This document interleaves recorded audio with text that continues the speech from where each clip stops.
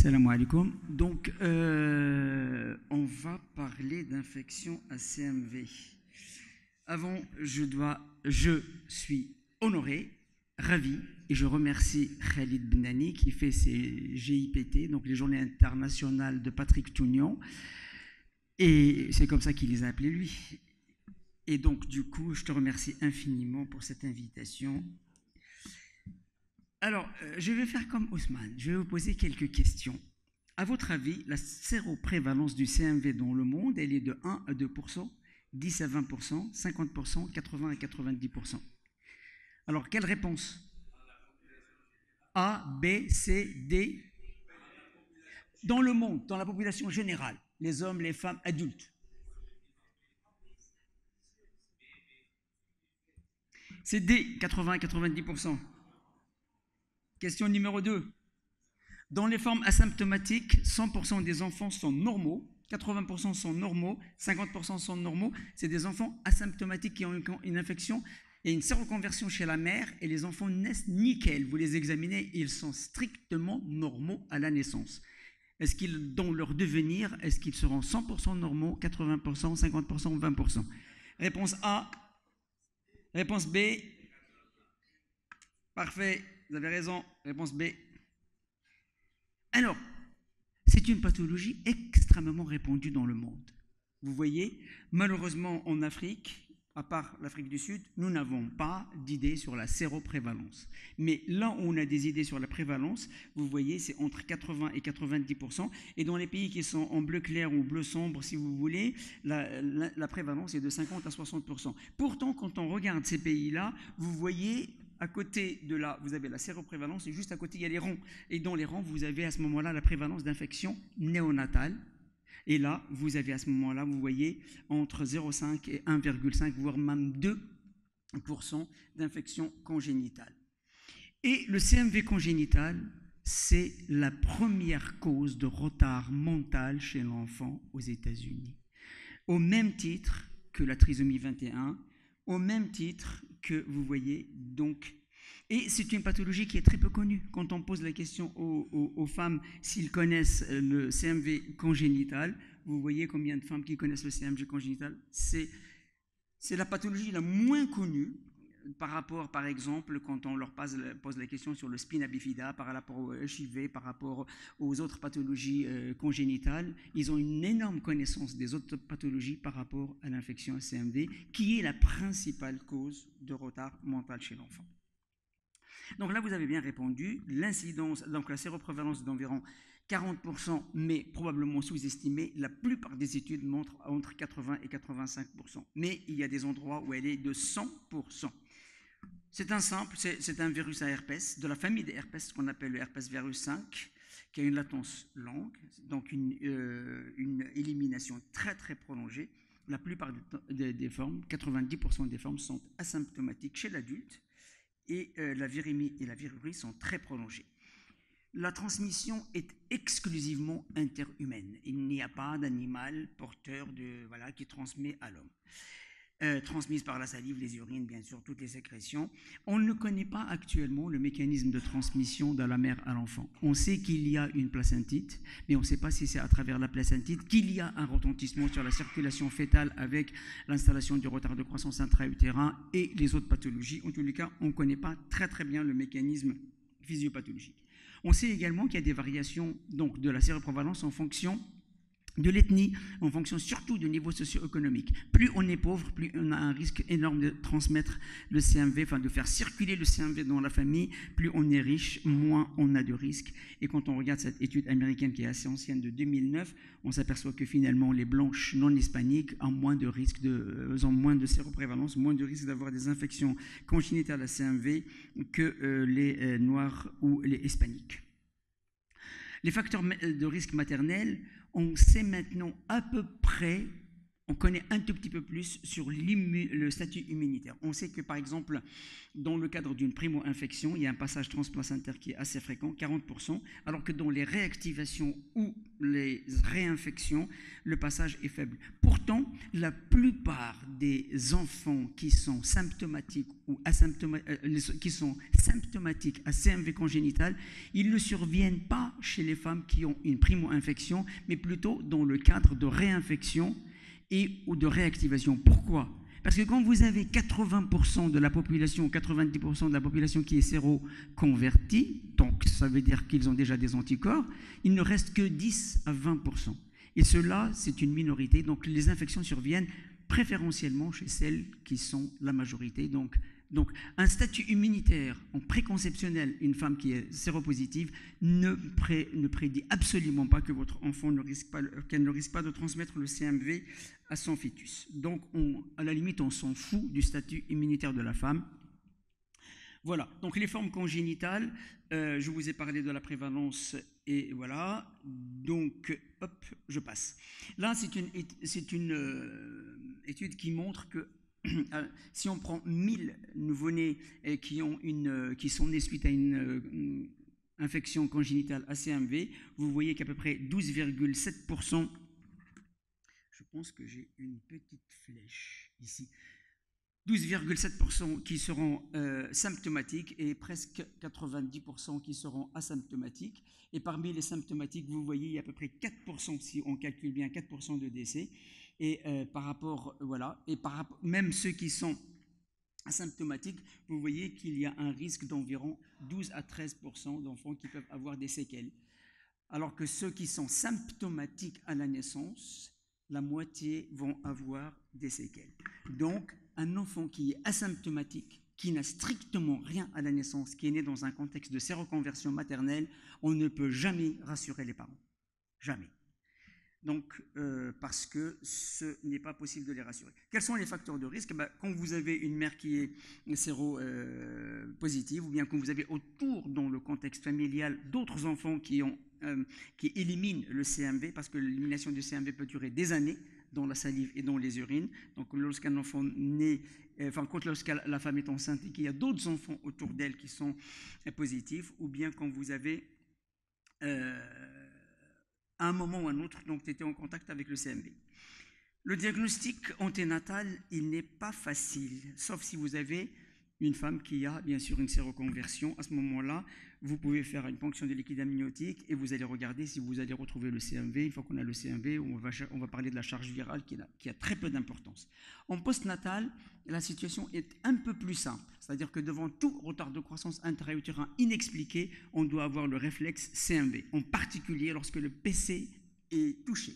À ce moment-là, dans ce cas-là, il faut faire quoi ? Il faut chercher, bien sûr, à l'examen clinique une hépatosplinomégalie, un ictère mixte, une pneumopathie interstitielle, même donc minime. Ça veut dire que automatiquement, si un enfant a un petit besoin minuscule d'oxygène, il faut faire une radio pour regarder s'il n'y a pas une pneumopathie interstitielle, regarder s'il a une thrombopénie et suivre l'évolution, en particulier par les tests d'audition.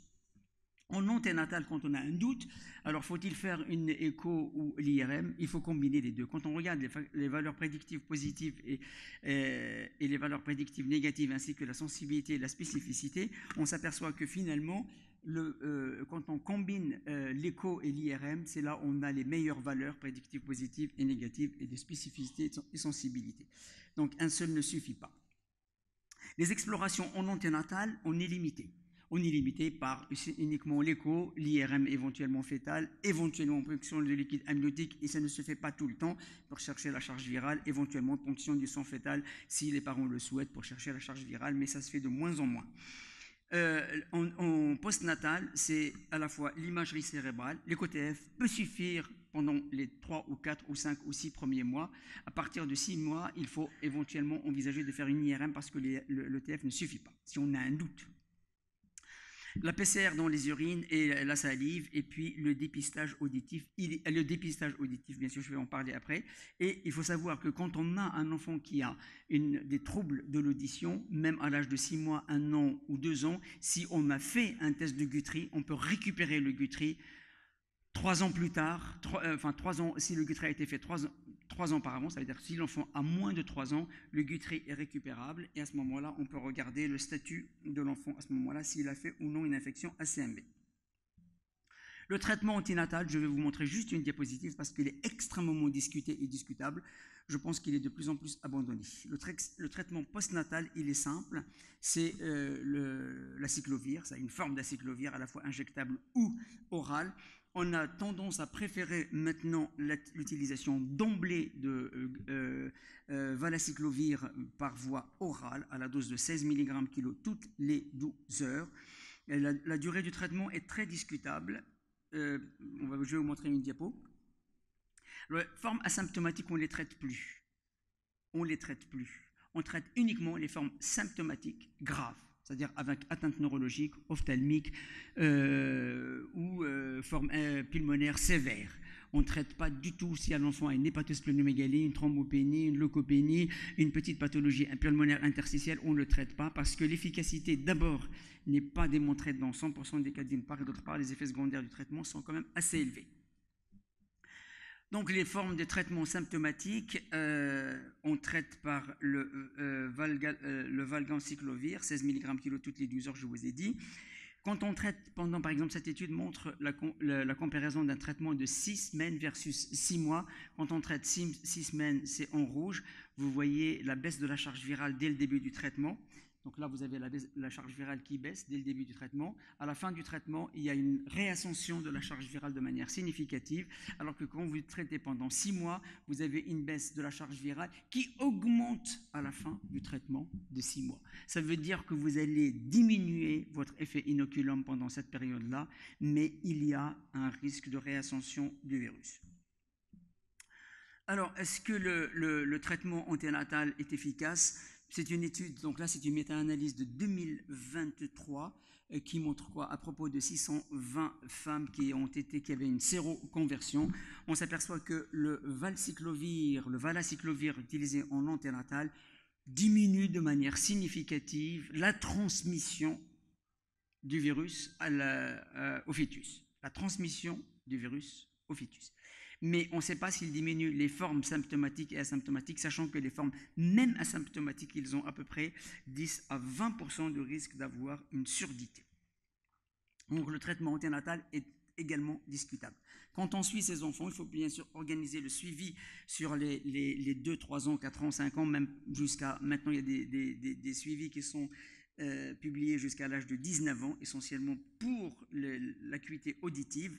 On sait, bien sûr, il faut un examen clinique, un fond d'œil, un ETF à la naissance. On prévoit une IRM à 6 mois. On refait un examen clinique complet avec des tests auditifs à 3 mois. Et après, on fait tous les 6 mois, si l'enfant est symptomatique, tous les 6 mois, on fait un bilan. Si l'enfant est asymptomatique, on fait un bilan tous les ans. Ça veut dire quoi? Un examen clinique et des tests auditifs uniquement. Jusqu'à la rentrée scolaire, 6-7 ans.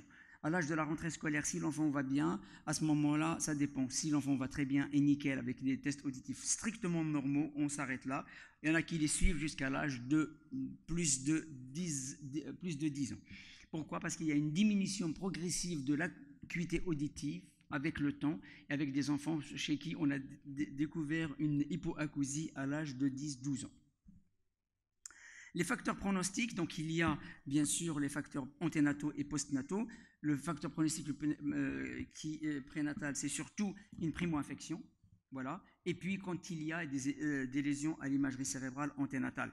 Les formes en postnatal, ça dépend. Vous avez des formes symptomatiques et asymptomatiques. Les formes symptomatiques, elles ont des risques élevés, environ 50% d'avoir des séquelles, alors que les formes asymptomatiques, le risque de séquelles est d'environ 8 à 10%. Alors, est-ce que la charge virale a un intérêt? Oui et non. Plusieurs publications sont faites sur la charge virale en disant que quand il y a un seuil de charge virale supérieur à 3500 copies par millilitre, il y a probablement un risque plus élevé d'avoir une surdité. Et quand vous regardez la valeur prédictive positive, elle est de 8%, négative de 94%. Ça veut dire que la charge virale en elle-même est un indicateur dont il faut probablement avoir connaissance, mais il ne faut pas lui donner beaucoup d'intérêt. L'intérêt, c'est surtout les tests auditifs et le reste. Voilà. Donc, la surdité, c'est la principale complication des infections ACMV. On voit par exemple que quand vous avez une infection congénitale ACMV qui est symptomatique, vous avez un risque, donc l'enfant qui est symptomatique, vous avez un risque d'environ 15 à 30% à peu près d'avoir une surdité isolée. Et cette surdité, elle survient chez l'enfant asymptomatique vers l'âge de 2 ans en moyenne, chez l'enfant symptomatique vers l'âge de 2 ans, l'enfant asymptomatique vers l'âge de 3 ans, 3 ans et demi. Ça veut dire qu'avant 3 ans et demi, si l'enfant va bien et qu'il a tous les tests normaux, il ne faut toujours pas rassurer les parents en disant il ne se passe strictement rien. C'est faux. Parce qu'il peut y avoir une hypoacousie qui s'installe tardivement vers l'âge de 2 ans et demi, 3 ans. Et quand les enfants ont une hypoacousie, par exemple, qui est dépistée, sachez que dans la moitié des cas, la surdité est bilatérale. Et dans l'autre moitié, elle est uniquement unilatérale. Donc c'est la principale complication.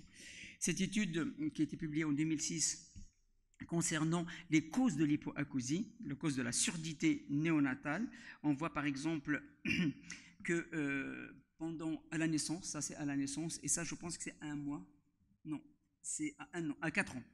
On voit, quand vous regardez les causes de la surdité à la naissance, vous voyez que le CMV représente à peu près 25%. La même chose, la même proportion, on la retrouve à l'âge de 4 ans. Ça veut dire que c'est une proportion qui est quasiment identique, ou presque, et alors que les autres causes, donc 60, bien sûr, voilà. Donc c'est quand même une proportion non négligeable. Alors là, c'est une étude qui est faite uniquement sur l'utilisation des tests auditifs pour savoir si les tests auditifs peuvent apporter. Donc, on examine les enfants et on fait strictement rien à part les tests auditifs. Donc, suivi uniquement par les tests auditifs. On s'aperçoit avec cette étude que les tests auditifs permettent de dépister,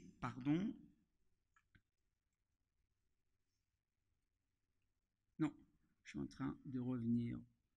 Les tests auditifs permettent de dépister 57% des formes congénitales ACMV, c'est-à-dire un CMV qui est passé complètement inaperçu. Quand vous faites les tests auditifs, un enfant sur 2, vous allez le dépister, si vous n'avez pas l'information. Si vous avez l'information, bien sûr, vous allez insister, vous allez le refaire et vous allez les dépister beaucoup plus. Alors la prévention, bien sûr, la prévention, c'est surtout prévenir les séquelles. On a vu que les formes symptomatiques, vous avez la moitié qui font 50% qui ont des séquelles et les formes asymptomatiques à peu près 15%. Donc là, c'est une étude qui regroupe 15 études comparatives et on s'aperçoit que finalement le risque de séquelles, vous voyez, il varie en fonction entre 14 et 25% de manière assez, je dirais, homogène. Je passe là-dessus. Alors, il y a eu bien sûr des publications qui sont faites sur le CMV et l'autisme. C'est probablement une des causes de l'autisme, probablement. Est-ce que c'est par la surdité? Est-ce que par l'atteinte neurologique associée? Est-ce que c'est par autre chose? On ne le sait pas encore. C'est encore le début d'une piste de recherche. Le devenir, il faut, pour parler du devenir d'un enfant, il faut savoir d'abord le connaître.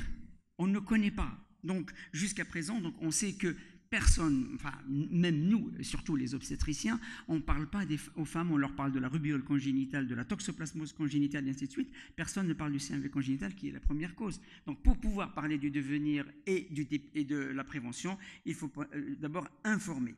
On sait par exemple qu'aux États-Unis, 30 à 50% des femmes de moins de 45 ans sont séronégatives, elles sont à risque. Et on sait qu'il y a à peu près 30 000 nouveau-nés qui naissent aux États-Unis qui sont porteurs du CMV congénital. Et bien sûr, il y a 90% qui sont asymptomatiques, mais dont 10% vont avoir des séquelles. Et les 10% qui sont symptomatiques, il y a 50% qui vont avoir des séquelles. Donc, c'est un élément très important dont il faut informer les familles et informer bien sûr la population. Le Haut Conseil de la santé publique, il propose quoi? Il dit, voilà, maintenant, il constate quoi? Que les mesures d'hygiène sont indispensables, c'est elles qui vont permettre la prévention, qu'il n'y a pas de traitement disponible actuellement, que ce soit en prénatal ou même chez le nouveau-né asymptomatique, que la plupart des nouveau-nés infectés sont asymptomatiques, donc on ne peut pas les dépister à la naissance, Et la connaissance de l'écologie CMV est quasiment inconnue, en particulier en Afrique, parce qu'à part l'Afrique du Sud, on ne sait strictement rien. Et qu'est-ce qu'il propose à ce moment-là? De faire une diffusion large de l'information sur les mesures d'hygiène, parce que c'est ça qui marche le plus. C'est pas la peine de dépister de manière systématique les sérologies ACMV, renforcer le repérage par, bien sûr, chez la femme enceinte, par l'intermédiaire des signes cliniques, en particulier l'échographie, et bien sûr, en cas de test douteux, il faut bien sûr faire un dépistage néonatal systématique de la surdité. Voilà, donc je vous remercie.